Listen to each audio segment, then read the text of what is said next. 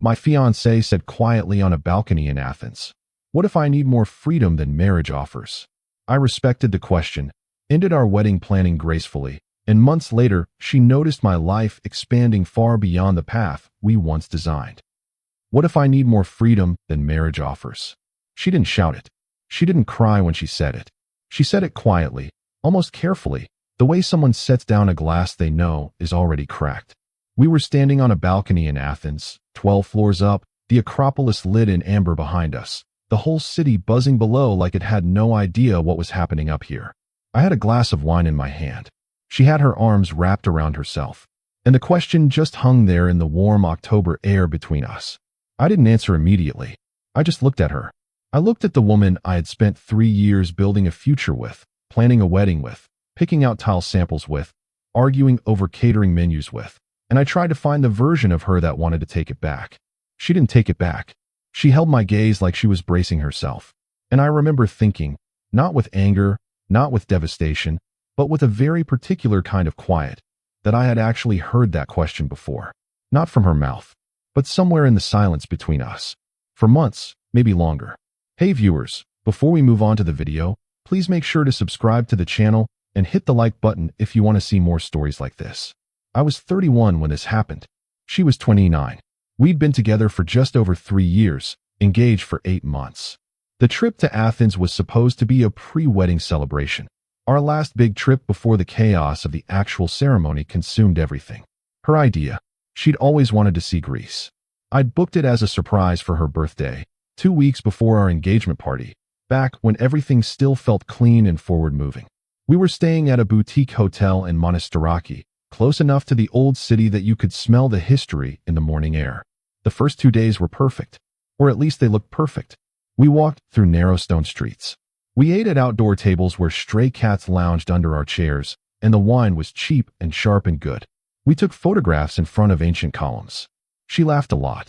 I laughed a lot. We were good at performing our happiness when we were in public. The problem had always been what happened when the performance ended. I should be honest with you about something. The relationship had started to feel like a project. Not a bad project, not one either of us resented, but a project nonetheless. A thing we were building toward a finish line, where the finish line was the wedding, and after the wedding was supposed to come all the actual living. We had talked about it in those terms. Once we're married, we can settle down properly. Once the wedding is done, we can focus on buying the apartment. Once we're past all this, we can actually breathe. I'd noticed the pattern, but I'd filed it under normal engagement stress and moved on. I was wrong to file it there, because the truth was something harder than stress. The truth was that we had both been holding our breath for different reasons. The third evening in Athens, we went to dinner at a restaurant on a rooftop terrace with a view that made you feel like you were inside a postcard. It was the kind of place that should have felt romantic. And for the first hour, it did. We ordered too much food. We drank a local wine the waiter recommended with great personal pride. We talked about the wedding, specifically, the seating chart drama that had been running for 3 weeks involving her Aunt Beatrice and my colleague Owen, who had apparently been involved briefly years ago and whose proximity at the reception was a source of heated debate back home. We laughed about it. We made fun of how absurd it all was.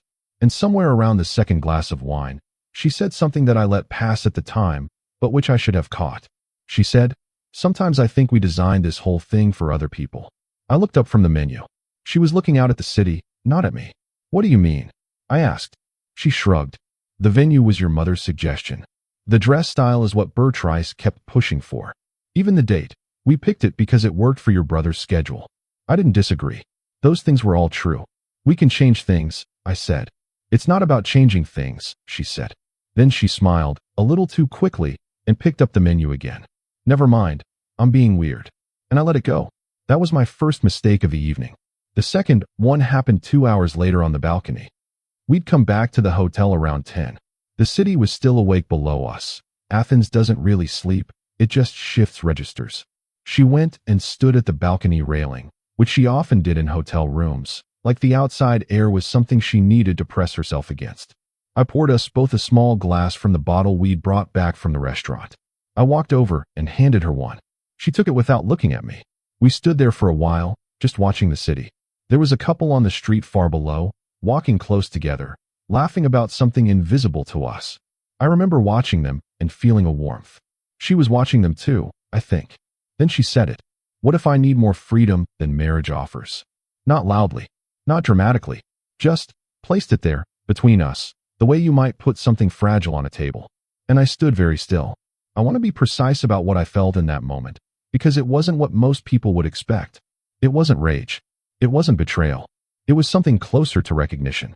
Like a sound I'd been hearing faintly in the walls of our relationship for months had finally been spoken aloud.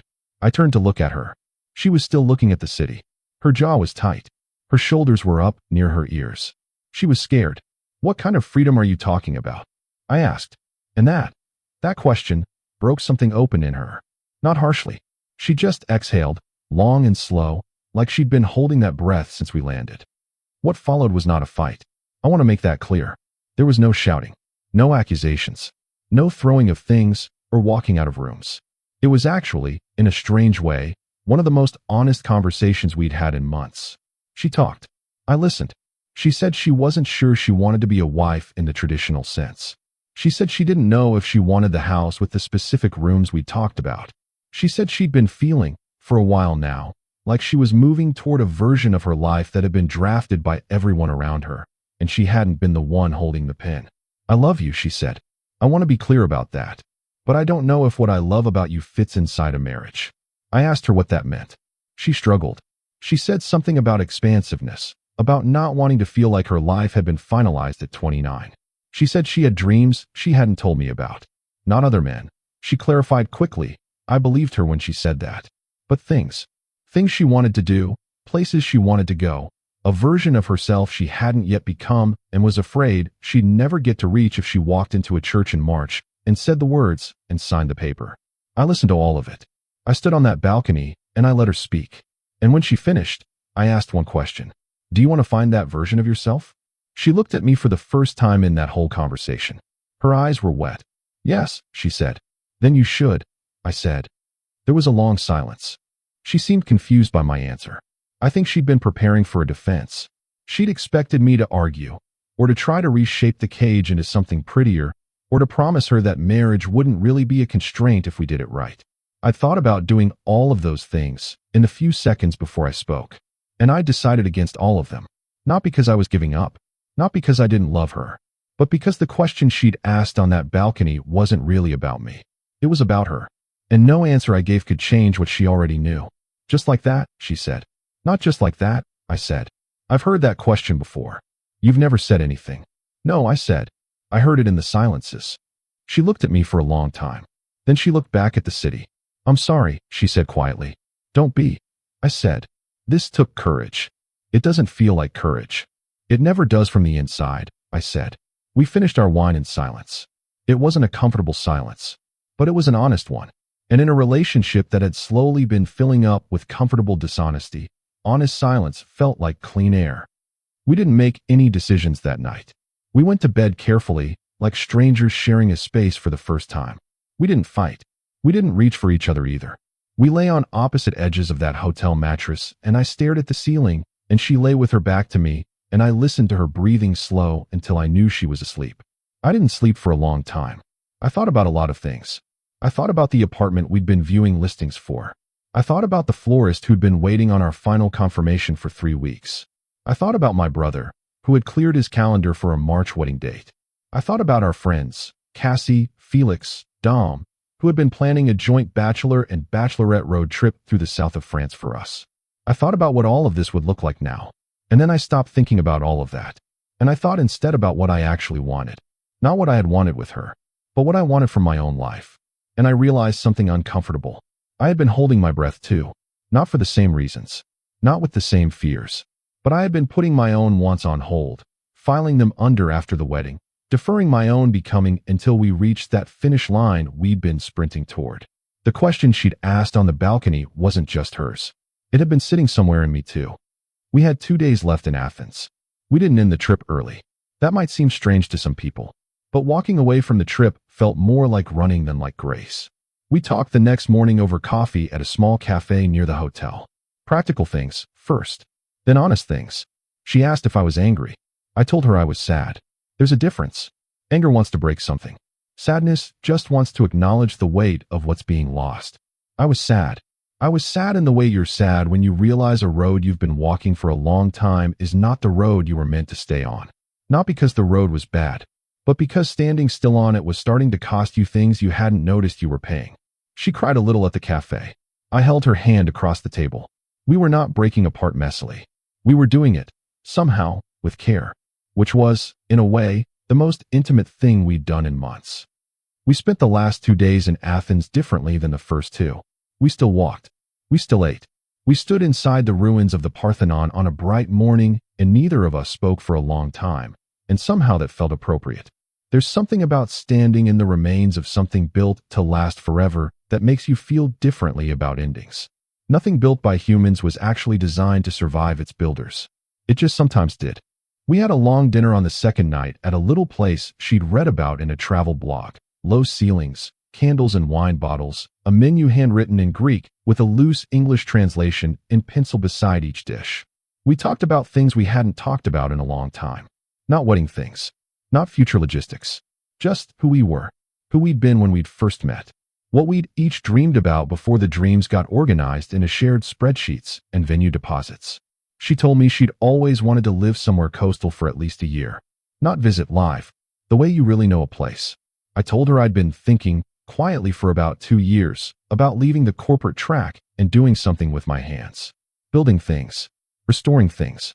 Some intersection of design and craft that I'd never found the courage to pursue because the salary was good and the path was clear and departure felt like irresponsibility. She looked at me with something that was almost guilt. Why didn't you tell me that? Same reason you didn't tell me the other thing, I said. She understood. We flew home on a Thursday. The flight was quiet. She slept. I watched the clouds. We shared a taxi from the airport. She got out first. She stood on the curb with her suitcase, and I looked at her through the window.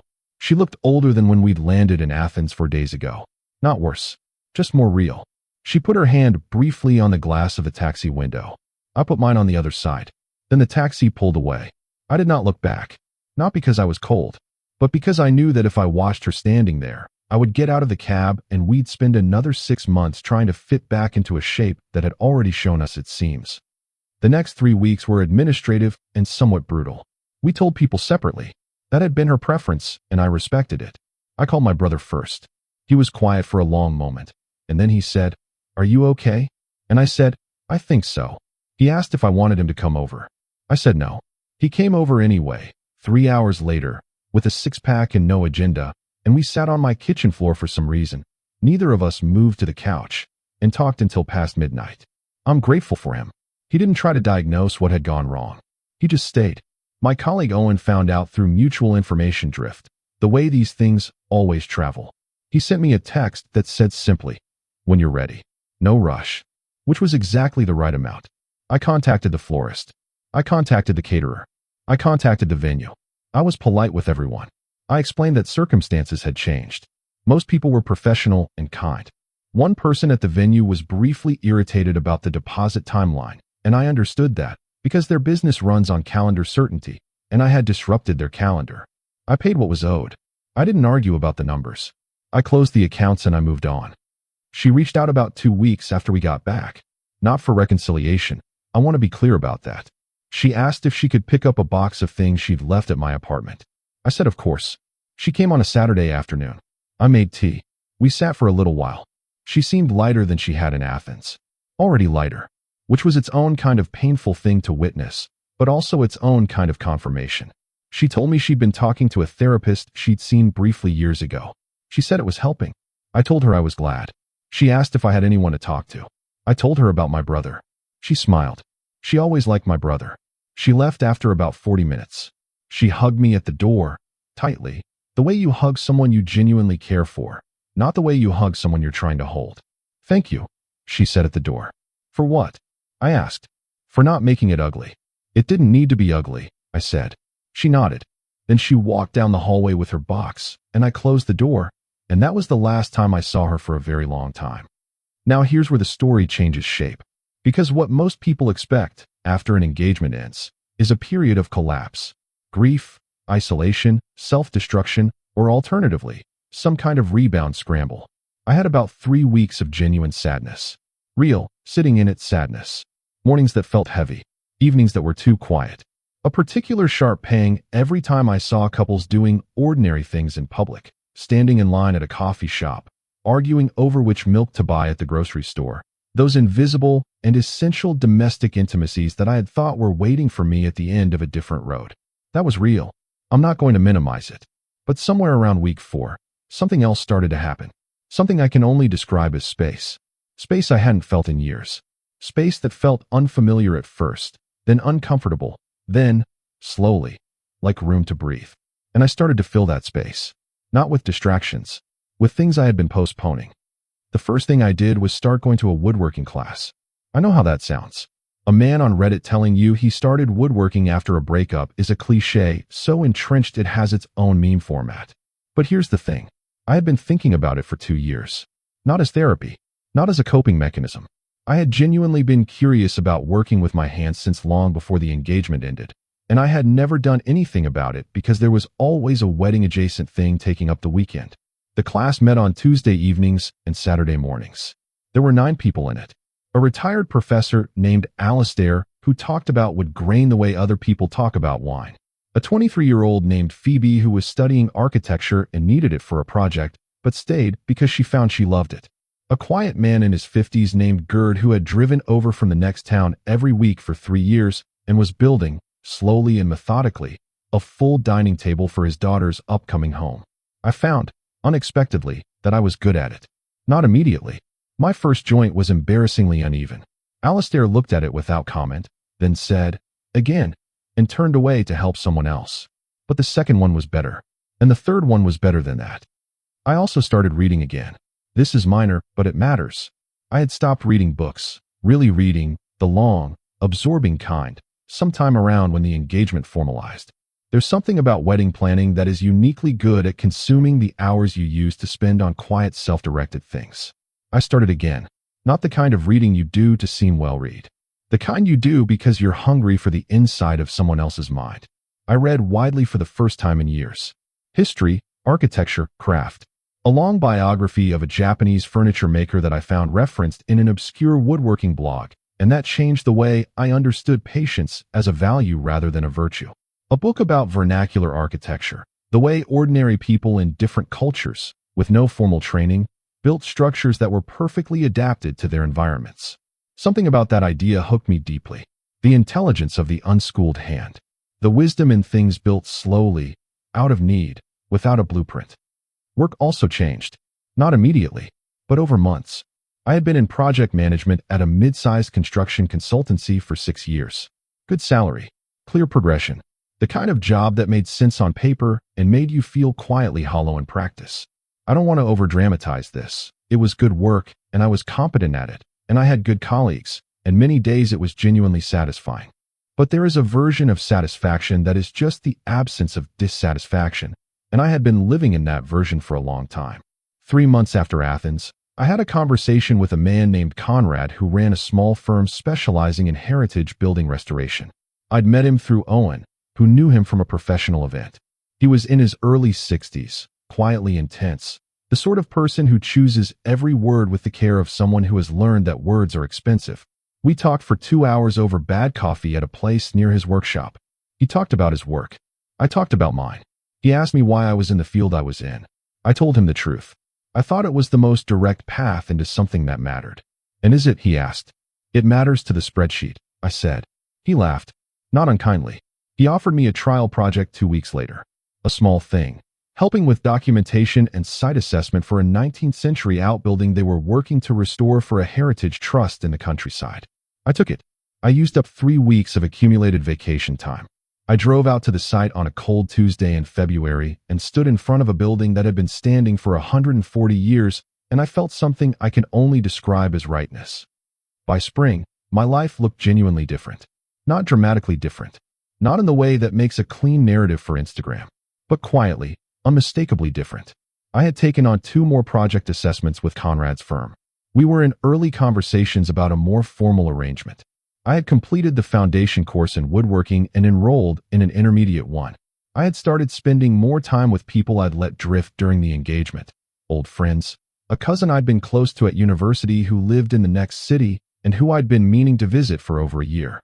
I'd even started looking at apartments in a different part of the city, not urgently, but with genuine curiosity, the way you look at things when you're open to where they might lead. My life was becoming mine in a way it hadn't been for a long time. Maybe, honestly, in a way it had never quite been. I want to talk about loneliness, because I'd be lying if I said it wasn't there. It was there, especially in the early months. Especially on the kinds of evenings that had always been ours, quiet Sunday nights, watching something bad on television, the undramatic companionable comfort of shared space. That was the thing I missed most. Not the romantic peaks, not the good dinners or the good trips. The Sundays. The unremarkable, ordinary togetherness that doesn't get celebrated because it doesn't photograph well. I missed that. But missing it didn't make going back the right choice. Missing something and needing to return to it are two different things. I had a therapist by this point too. I'd started seeing someone in January, a referral from my doctor, a dry and perceptive man named Cormac who had a habit of saying nothing at the exact moments when you most wanted him to fill the silence. He helped me understand that the loneliness I was feeling was not a verdict on the decision. It was just the cost of honesty. Good decisions can still cost you things. Probably most of them do. It was around 7 months after Athens that she reached out. Not the box pickup. This was different. She sent me a message on a Saturday morning. Long, considered, clearly written and rewritten. She told me she was well. She told me she had made a decision to do something she'd been talking about for years. She was taking a year of leave from her job and moving temporarily to a coastal town in Portugal she'd visited once and never forgotten. She said she was scared. She said she was also more herself than she'd been in years. She thanked me again, not for ending it. She was honest enough not to frame it that way. She thanked me for the way I'd responded on that balcony, for not arguing, for not making her feel like a villain for asking the question. You made it possible for me to be honest without it turning into a war, she wrote. That was generous. I read the message a few times. I wrote back. I told her I was genuinely glad. I told her about Conrad and the heritage work. I told her about the woodworking. She replied with a laughing emoji and then, I always knew you were someone who needed to build things. I sat with that for a while. Then I wrote back, I think you needed to know that too. She replied, yes, I think I did. The last contact I've had with her was a photograph she sent a few weeks after that exchange. A window in a stone house. Light coming in from a coastal morning, the sea visible in a strip at the edge of the frame. No caption. She didn't need one. I saved it. Not as something to return to, or to mourn with. Just as evidence of what honesty, handled carefully, can produce. A person standing in the right light. Now I want to tell you about the moment that crystallized something for me. Because this isn't just a breakup story. And it isn't just a story about following your dreams in the soft focus way those words get misused. This is a story about a question. About the courage it takes to ask a real one. About what happens when you respect the asking instead of fighting it. About how the answer to her question, the real answer, was not something either of us could give to the other. We had to go find it separately, and finding it separately meant going apart. That is grief. But it's also, if you can see it, a kind of gift. There's a specific moment I keep returning to. Not the balcony. Something smaller. It was a day in late spring, about 5 months after Athens. I was on site at the Heritage Project, the old outbuilding, which by that point was starting to show the bones of what it had once been and what it could be again. Conrad was there, crouching near a section of original timber framing we'd exposed during an early phase of the work. He was looking at it the way he looked at most things, with a kind of patient, unself-conscious focus that I was trying to learn how to replicate. He said, almost to himself, you know what this timber has survived. I waited.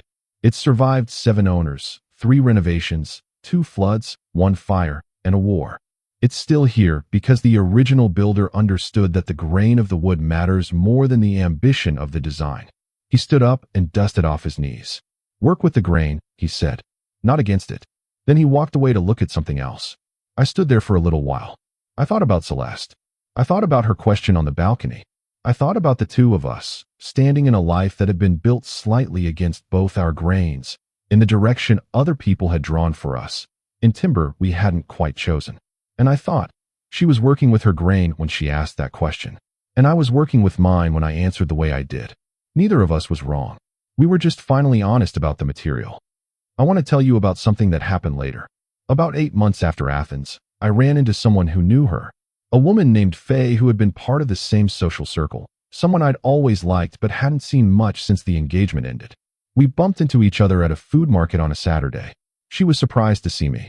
She seemed slightly uncertain, the way people sometimes are when they've been given information about you by someone and don't know how much of it you know. We talked briefly. I asked how she was. She asked how I was. I told her, honestly, that I was good. She looked at me for a moment. Then she said, "She talks about you, you know." I said I didn't know. Faye said, "She says you were the best thing she almost had, and that she hopes you're doing something you actually want." I didn't know quite how to respond to that. So I told Faye what was true. Tell her I am. Something shifted in me around month 9. I can't pinpoint the exact day. It wasn't a dramatic shift. It was more like a gradual resolution of an image, the way a photograph develops. I started to see my life not as the aftermath of something that didn't work, but as the beginning of something that hadn't been attempted yet. That distinction matters more than it sounds. Aftermath is defined by what came before it. A beginning is defined by what comes next. I had been living in aftermath. I moved, slowly, into beginning. The intermediate woodworking course introduced me to a project that became, over the following months, one of the most absorbing things I'd ever worked on. A frame. Not complicated. Just a solid, simple frame from reclaimed walnut, for a mirror. The kind of project that is technically straightforward but requires a quality of attention that can't be faked. Alistair watched me work on it one Saturday. He didn't say much. When I'd finished the second corner joint, he looked at it for a long moment and said, "You're getting it." I asked what he meant. He said, "The patience. A few months ago you were fighting the wood. Now you're listening to it." I didn't tell him why, but I knew why. About 10 months after Athens, I had dinner with Felix. He was one of our mutual friends. One of the people who'd been planning the France road trip before everything changed. Felix is the kind of friend who can say difficult things without them feeling like attacks. He'd given me space in the early months, which I appreciated, but by this point we'd both settled back into an easy rhythm. Over dinner, he said, "Can I ask you something honestly?" I said yes. He said, "When she asked that question, did you know, right then, that it was over?" I thought about it genuinely. I knew, I said, that something true had been said, and that once something true is said out loud, you can't unsay it. So yes, not over in a bad way, over in an honest way. He thought about that. "I always thought you two were well suited," he said. "We were," I said. "We just weren't suited to the future we were building." He nodded slowly. "There's a difference," he said. "Yes," I said. "There is." I want to take a moment to be honest about something that most of these stories don't include. I had doubts, not about the decision, never seriously about the decision itself, but about myself. There were nights, in those early months, where the question that haunted me wasn't about her. It was about me. Was I someone who could sustain depth with another person? Was I too comfortable with departure? Had I responded gracefully on that balcony because I was genuinely evolved, or because some part of me had already wanted out and her question gave me the exit without the guilt? I took those questions to Cormac. He didn't answer them for me. He rarely answers things directly. He asked me something instead. "What do you think would have happened if she hadn't asked the question?" I thought about it. "I would have married her," I said.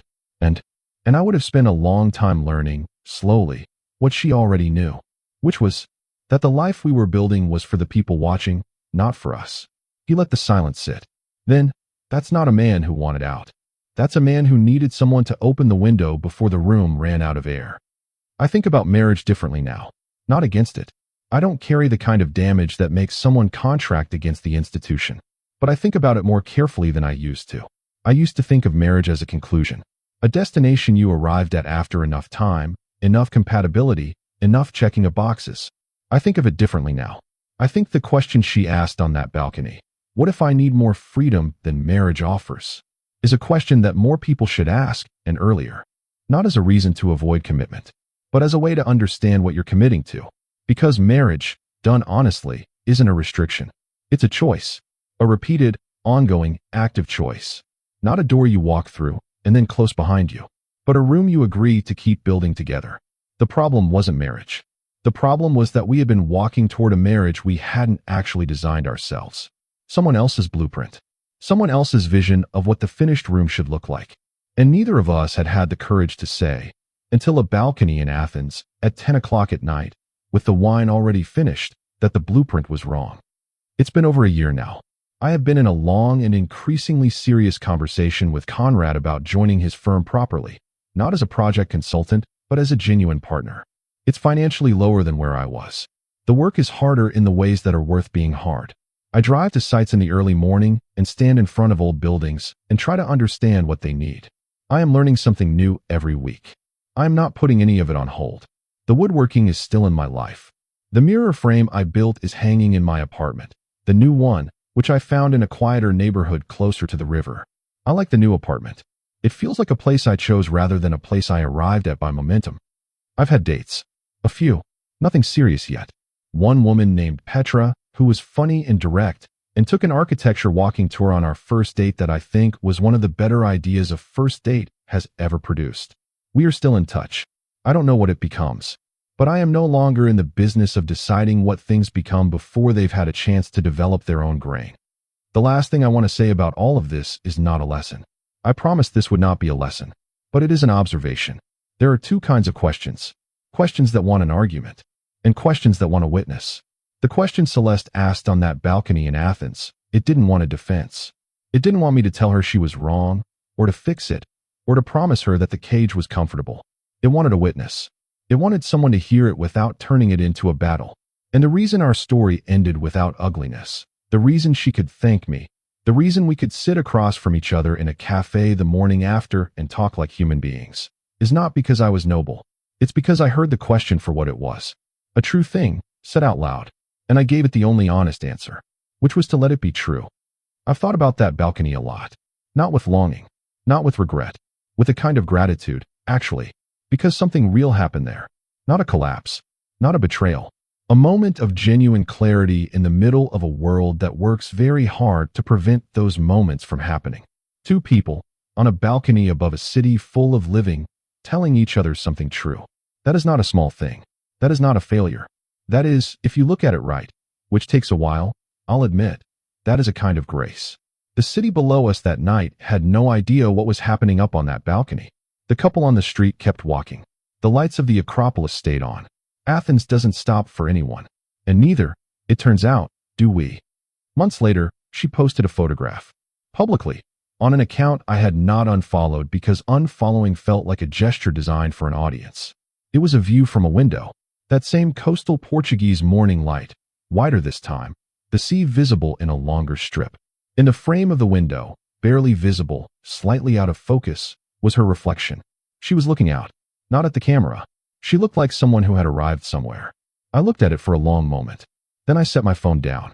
I picked up the piece of oak I'd been working on. I went back to listening to the wood.